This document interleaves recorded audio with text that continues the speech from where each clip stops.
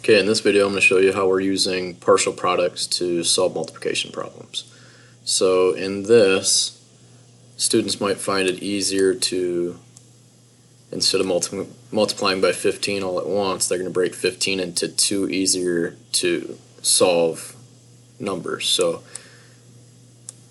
10 plus 5, and the reason I use 10 and 5 is 10 is easy to multiply by, and so is 5. So 10 plus 5 times 7. And now we can rewrite that as 10 times 7 plus 5 times 7.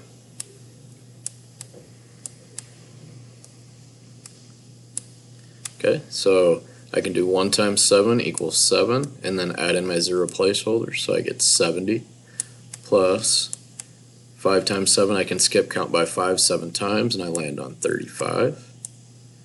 And then if I add these two together, I know that 30 plus 70 is 100, and I have 5 in the ones place, so 105. That's how we use partial products. Thanks.